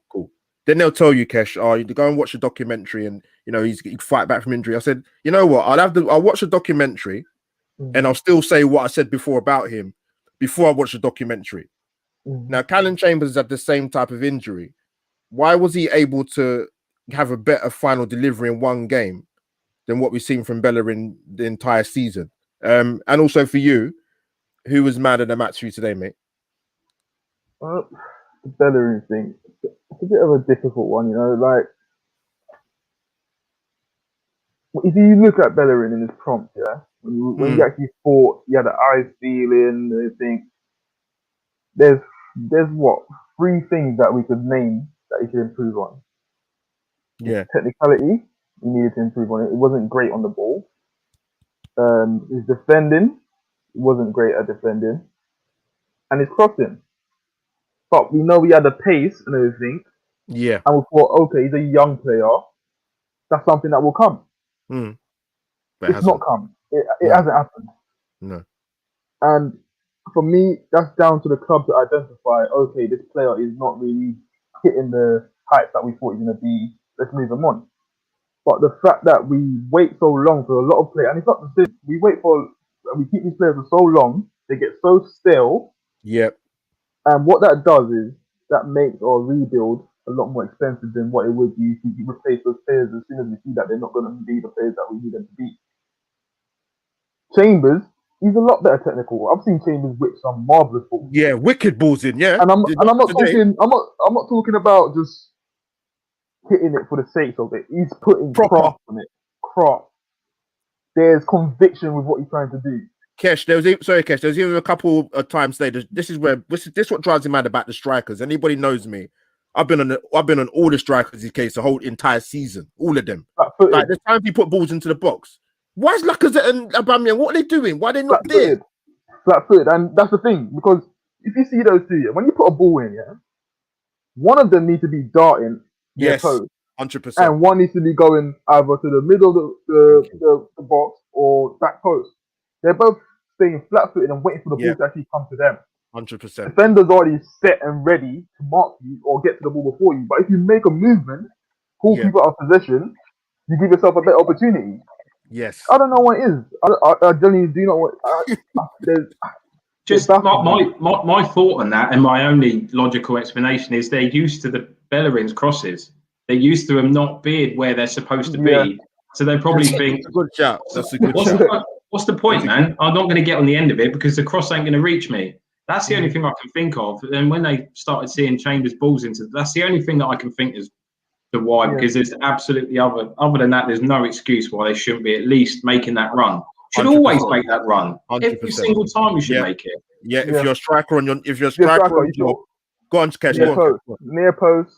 That's your bread and butter. You know. I just wanted to say something about the Odegaard thing as well, because I remember when we was linked to him, and I was saying this is a great opportunity. It saves us from overspending, because we were looking at Buendia, and I'm thinking Norwich, they're well within their right to demand as much money as they can, because they're on top of the league anyway. I'm thinking that's way too much for a player like that. Odegaard's come up now. I'm thinking a great technical player for a few months. See how he does. You can make a decision. See a lot of people saying no. He's not good enough. He's going to be injured. These are people that. But what are they basing that? Sorry, Kesh. What are they basing that off? Because I've had chats with Gunnar Souls who I know, which is a bit. He said to me, "Look, that's why one thing I wasn't going to do is go and jump at, make videos about a player I don't know anything about. I need to see the guy play." Yeah. So Gunnar Souls talking about Kesh. Go on, sorry, bro. So for me, if they look at Madrid and think, "Oh, he's not playing at Madrid, so he must be shit." Madrid is a great team. If they don't fit a player in their system, he's not doing what they want of him, they'll just get rid of him. Doesn't mean he's not good. Yeah, 100%. People tend to speak on players without actually watching them, and I generally don't understand it. Yeah, very true. At least 70% of Premier League fans do not watch other leagues. For fact. Listen, bruv, I've been saying this. I've been saying this for time.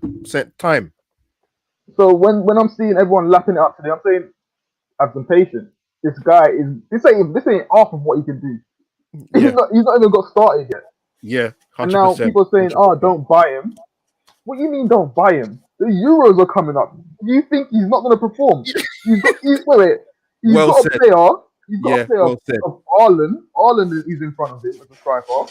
He's got Sander Berg, who's in midfield. They got that winger that plays for AC Milan. He's an incredible player. They're going to flourish. He's going to put numbers up, and what you're going to find is a lot of teams are going to come in for him. You can't wait. Shop window. You can't wait and risk that. Yep. No, it's a good point. It's a fantastic point. Fantastic point. Kesh, who's your man of the match today, bro? My man of the match, I'm going to give it to Odegaard. Reason being is, from minute one, he's the only player that could have held his head up. Yeah, 100%. He's the only player. Mikel said something, and what he said, I don't think a lot of people noticed that. He connects the team. He brings the midfield closer to the forwards. He drops into the pocket. He helped release pressure off us. We ain't had that in the last player I've seen that gives us that is Cesc Fabregas. Yeah. That will take the ball. Saka loves playing with him. You can tell. I don't mind having it. Tackle me. Yeah, just on Odegaard's stats against West Ham. 93% pass accuracy, 95 touches, 16 penalty area entries, 9 crosses, which was the most out of both teams, 6 duels won, 5 touches in the opposition box, 4 take-ons, which was the most, 4 chances created, the most, 3 shots, 2 fouls won, and 1 shot on target. So I'm going to come to you, bro. So you've probably answered the bloody question anyway. Who's your man of the match for today? The man who is Cafu today, yeah. Now, I do agree with the Martin Odegaard shout, but I just think Callum Chambers' balls today were just phenomenal. Golden delicious, man. Red Gala, golden delicious, Bramley apple. Mate, all that. Beautiful. All that. Shit better enough with Ceballos, man. I don't care, fam.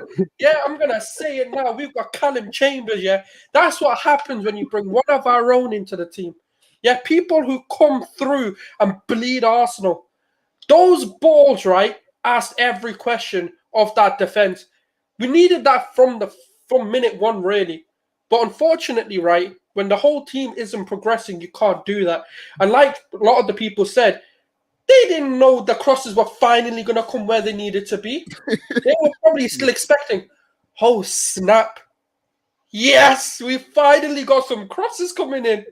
I think that's why Lacazette was so happy, and Yeah, Aubameyang was annoyed 100%. being subbed. But no, I think then get Odegaard right. Like Kesh said, people don't watch him, hence they Yeah. don't know him. And I'm telling you now, if you think this is Odegaard, mate, the guy is still in Spain. Mm-hmm. The guy has not arrived. I'm telling you, there is a lot more to come. This guy is only just getting used to the league. And this is how good he is. Imagine, I'm telling you, this guy's going to be one of the best midfielders, not in the world, but in the league by far, in the No, future. sure. Not right now. Yeah, but sorry, guys. There's a reason why Pep wanted him at Bayern. Pep himself said this player can be one of the best midfielders in the world. Who am I meant to believe? Fans. Well, sorry, before I bring in Anthony, and then I'll come to Dorsey to wrap up. Keshan, goodness souls, you make such a relevant point. I've been banging on about this. I'm sure there's other people who have been. I've always said, obviously, I'm not saying every Arsenal fan, sections of the Arsenal fan before people start getting carried away. I'm not sure what football they watch outside of the Premier League or the top 10 in the Premier League, or there's gems in the Championship. There are good players that play, that are at big clubs, i.e. Odegaard, that might not be flourished or given a chance, an opportunity in the team. They're still good players, but this is the problem. It went from Arsenal fans need to be open-minded to realize that there's a lot of talent out there that has not been unearthed. Yeah. Like I said, I never knew about Odegaard, so I was kind of like, okay, let me see him play. I'll judge him, do my homework, and I can see, even with, I'm not saying YouTube clips are the best thing to do, but I can see why people got excited because of the type of player he is. So I want to, I saw in the chat earlier, some people going, how can you compare him to Mesut Ozil? That's not what people are saying. People need to stop getting carried away. We're saying the type of player he is, that's what he might resemble. It's not we're saying we're not comparing him with Mesut Ozil. That would just be ridiculous to do that. So, yeah, Anthony, sorry, mate. Who's your man of the match for today, mate? Yeah, my man of the match. I'm going to go with Odegaard. It's basically because, as well as Chambers played, I don't think I can give man of the match to a defensive player. Like, we found ourselves 3 goals down. You know what I mean? And at the end of the day, he is a defensive player. We should not have been 3 goals down. So I'm looking at the guys who helped us climb back into the game, and I know he contributed. I know his crosses contributed, but yeah, at the same time, this whole argument about the crossing and his crosses were great in comparison to Hector Bellerin, and that, look, I think a big part of what defines a good cross and a bad cross is the striker's overall positioning. Did the striker shake off the defender? Did he make space for himself? Partly, I think. Yeah, of course. But if you look at Kieran Tierney, how many of his crosses are good? And we rant and rave about how good Kieran Tierney is. Sometimes the cross is only as good as the guy who's there to receive it. Now, if you look at, Lacazette's first goal, there was 5 Aston Villa defenders in that box, and not one of them were marking Lacazette. Now, all credit to Callum Chambers. Oh, sorry, I'm thinking of the jersey. Sorry, West Ham. That's the one. So we owe Villa a hiding. That's the one. So but basically the ball was swung in. Not one of those players were around them. So look, give credit to Lacazette first of all for finding that pocket of space where there was nobody there to watch him. He shook them off. He got into that space. He took the ball and he finished brilliantly. Now, that ball could be swung in. If a defense is better organized, they're going to clear that all day. And look, this is, this changes with every single game. The scenario is different defenders. Like, had you done that in the North London Derby last week, Alderweireld and, Davinson Sanchez, they were there to clear the ball all day long. So, sometimes I'm giving credit. I am completely giving credit to Callum Chambers for his delivery into the box. I am. But at the same time, I think a big part of what defines a good cross and a bad cross is the striker's position as well. No, I hear you. And who we have in the box. Have we got Lacazette? Have we got Aubameyang? I think we all know which one is going to show a little bit more desire to get on the end of a ball into the box, depending on who's up front. So look, for me, Odegaard, linking up the play, as I said, I've been impressed with him time and time again. you know, his final ball is absolutely brilliant. Understanding, reading of the game is brilliant. And just kind of quickly, like, touching on, you know, the likelihood of us signing him and that. And I know we've talked about, you know, he's happy at the club and that. And if you look at, in his Real Madrid career, he's managed 264 minutes on the pitch. Already for Arsenal, 474. You know, like, that's a big thing for a player. That's a big thing for a player. He's just been made the captain. I'm sorry, Russell's comments. He's just been made Norway's captain and that. Like, you think he's going to want to go back and sit on the bench at Real Madrid? You know, he's going to take all things into consideration. Say, you know what? I have a guy who trusts me in Mikel Arteta. I have a club where I feel valued. I'm going to get minutes on the pitch. I've been made captain of my national side while at this club because I'm on the pitch and I'm proven time and time again I'm capable. You know, so like stuff like that's it's big for a player. But he'd be my man of the match. And quickly on Callum Chambers, again, credit to Callum Chambers. I do think he could have been better for our first goal. I thought if you freeze frame for our first goal, when the ball came into the box, Arsenal had 7 players back to West Ham's 5. Callum Chambers was the only one not picking up a man, and he turned and looked at Jesse Lingard and decided not to pick him up until it was too late, and Jesse Lingard fired the ball into the net. That's when Callum Chambers reacted. So again, for me, primarily you're a defensive player. So first and foremost, that's your job. So sorry, he lost a couple of points there for me. And again, this Hector Bellerin, Callum Chambers, look, we got one game out of Callum Chambers here, yeah? They're both 26 years of age. Hector Bellerin, we've a lot more to judge him on. He's played 180 times for Arsenal. Chambers has played 64 times, and we've had him out on loan twice. He's had how many injuries?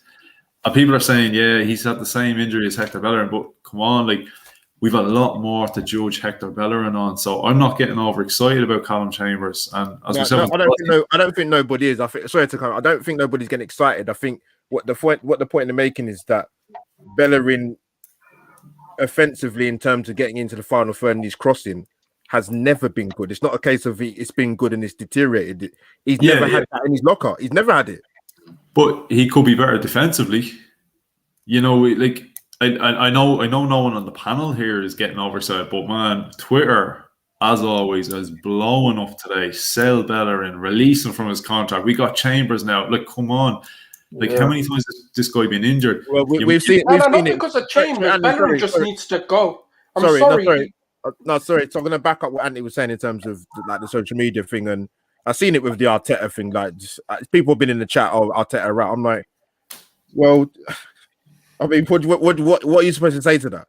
Because that's been the narrative since the beginning of time. Yes, Arteta out. You know, it was all his fault today. You know, the players coming back in. But guess what, mate? The fans know better, don't they? That's why we're football analysts and we're sat in the screen paying to watch football because we know more than players and the managers themselves. Come on, guys. We're employed, aren't we? So I just got a phone call from the BBC. They want you to come on next Sunday, mate. Oh, they probably don't want me because I'm too nice to, you know, the managers, innit? I have to be against them. So Andy, sorry, you going for Odegaard? Would you say? Yeah. I go for Odegaard, and like I said, I'd say a little piece on Chambers. Look, I will give him credit. He did have a good performance today, but yeah, look, I still, given the first opportunity, if money comes in for him, I am taking it 100%. I'm not putting my eggs in the Chambers basket. If anything comes in. He's 26, man. He's here since 2014, and now we get a performance like that out of him. Like, yeah, well done today. But again, look, we could have sold him. We could have sold him a few years ago. In the morning, you're going with Bellerin. Like, you can help carry his bags onto the plane. You know what I mean? These guys aren't good enough. They long term. And even if he starts to prove his worth, I just fear like there's another bad injury around the corner for him. You know, it's a lot of injuries for a guy of his age. So yeah, look, saying that, Martin Odegaard, man of the match. Dorsey, I don't forgot. What's your man of the match, Dorsey? Did you say your man of the match? Sorry. But for me, it's Chambers. And I'll tell you why quickly. I won't ramble on too much. Yeah, the guy's just come back from and I take on all of Anthony's points. I mean, the guy the guy's been at the club for a very, very long time. I don't think he's really ever blown anybody away by his performances, really. But given the fact, and I've just looked actually, he's played 9 games this season in all competitions. 3 of those are off the bench. So for a guy that's come back from a huge injury, first of all, you need an opportunity to prove whether you're in any kind of form or you can come back and add anything to the team. Having made 6 starts and 3 substitute appearances, has he been given that opportunity to show that? You need 2 or 3 games really to get a good idea of what kind of form a player is in. So for me, having been out for so long, played so little football, and to be able to come in and put a performance like that in, for me, and again, I do agree with Anthony. It's difficult to give it to a player that's part of a back 4 that's conceded 3 goals. But what I would say is, arguably without Callum, it certainly would have been 4 without him. 100%. Possibly more. I think when you look at that back 4, he was the standout performer in the back 4. I thought defensively, he was the only one that really looked solid. So for me, Chambers pips it. But I mean, Odegaard is. I think if that had been, Odegaard's looked like that for the last couple of games. So I think if that had been the first time Odegaard had come in and played like that, then I probably would have given it to him. But he's been phenomenal the last couple of games he played, even in the Olympiacos game, which was really, really poor from everybody. But even he stood out in that game as well. He stood out in the Tottenham game again as one of the bright sparks. But I think just based on today and based on the fact he's had no football whatsoever this season, I'm gonna give it to Chambers. But a very notable mention to Lacazette as well today. I thought he was superb. Worked his socks off. I know he likes to drop deep, but he dropped deep. He won the ball back. He broke the play up. He did a little bit of everything today, and I thought he was superb as well. And if anybody, he needs to be given a run of games now, because he's looked good the last couple of games. And yeah, I'm hoping Mikel doesn't drop him, because he's looked sharp the last few games. And I just got to. The only thing I would say about Mikel is he drops players at weird times. It seems to be that players seems to be hitting a little bit of run of form, but they then get left out. They get rotation. I just sometimes I don't understand it a little bit. But yeah, Callum Chambers for me, just. Well said, Dawes. Guys, so big up to the guys in the chat. Guys, you can see my guest panel's Twitter handle going on the bottom of the screen. My man in the match. I said it on Rich's channel and over again. Big up Rich. I'll get it to Callum Chambers. I was surprised I saw him in the starting lineup. I know people mentioned it might have been tactical in terms of giving Arsenal a bit more height and a bit more of a physical presence in there. I thought offensively he gave us something that I didn't think he was going to give us. His final delivery was very good. There was a point in the second half where Dawsey mentioned it earlier in the stream about he made 2 sort of key interceptions. Otherwise, that game was over. It was 4-2. Good night.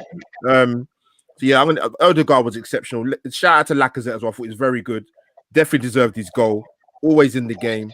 My man and match is Callum Chambers. And big up to the guys in the chat. We have come to the end of the stream. We have done 1 hour and 53 minutes and counted seconds. Firstly, big up to my guest panel. Guna Souls, where can the guys find you, my friend? Yeah, you can find me at Guna Souls at AlbertJTV, Footy, Republic of Arsenal. Pretty much all over the place. You'll find me on some stream. I just say yes to everyone, it looks like at this point. But yeah. But no, thank you again, and Albert, for having us on. And yeah, it was a brilliant chat. I think it was needed just to get the emotions out. So thank you. No, much pleasure, man. Anthony, Republic of Arsenal. Thank you again for coming on my channel. Where can the guys find you, my dear friend? Yeah, Albert, look, pleasure as always. We've brilliant being on tonight with all the lads, absolutely top lads. So I enjoyed it. As I said, mixed feelings what went on today. But like I said, look, it's cool. We all have different opinions and different feelings and perspectives. But look, we can talk about it in a grown up manner, and it's all good. We try, mate. We try. We do our best. It's not easy. We do our best. But yeah, look, big shout out as well, everybody in the chats and that. We do appreciate all the support and that. But yeah, you can find me at Republic of Arsenal. So as I said, if you're into funny accents, this is your channel. Dorsey, the debut, the star striker. Yes, Thanks man. for coming on, bro. Great points, man. Great way you articulate so brilliant. Big up Gooner Souls and Anthony. Dorsey, where can the guys find you, man? Yeah, thanks again for having me on, mate. I've been looking forward to this all day, actually, trying to get on here. Like Anthony was saying, it's very mixed emotions, and it's kind of interesting to pick other Arsenal fans' brains and just see how they felt about it, because I still don't quite know how I feel about it. It's at the end of the day, it's a point, and we move on. But it's frustrating because we touched on it earlier. It's so tight. It's so tight between 9th and 5th that we can just somehow just get 3 wins on the bounce, 3-4 wins on the bounce, and we're in a completely different position. But problem is we're running out of games now, aren't we? So if we're going to do it, we're going to need to do it quick. But yeah, no, thanks for having me on, Albert. Really enjoyed it. Great chat, great panel. But yeah, head over to my Twitter, drop me a follow, come say hello, and yeah, we move on. Bring on Liverpool. People, check out Dorsey. Wicked graphic design, man. This guy's a killer at what he does, man. I was like, how come that's not been mentioned yet? I was about to say. That's what I'm saying to the Lord. This is my channel. These things will get mentioned. Don't worry about that, bro. And last but not least, the live stream Caribbean King, Pastor Kesh. Where can the guys find you, my friend? Yeah, you can find me on Twitter. That's _Kesh_, and you can also find me over on the Football Terrace or the EGTV. Yeah, man. Go on, season. bro. Let's just win these 5 finals that we've got coming up, man. Get over the line. And all I can say is, I don't know, man. I do believe that our run of games, that run that Dorsey is talking about, is going to come towards the end of the season. I think in our last 5 games, that's probably when you see us turn up. That's what we tend to always do. But let's hope that other teams will drop points by then. Big up right in the chat. Well said, Kesh, man. Well said. Kesh, you got a lot of love for to get. I think I don't know. I think I don't remember who made that up. This is brilliant, man. It's stuck with me forever now, man. But big up to the guys in the chat. If you haven't already, smash that like button and subscribe to all my people. Amazing guest panel. Of course, your host, AlbertJTV. AlbertJTV is to find. Twitter handle at AUMO57. Come and subscribe. Come and follow me on there. Yeah, that is me over and out. Hashtag West Ham free, Arsenal free. Thank God for the international break because I need it. Over and out, people.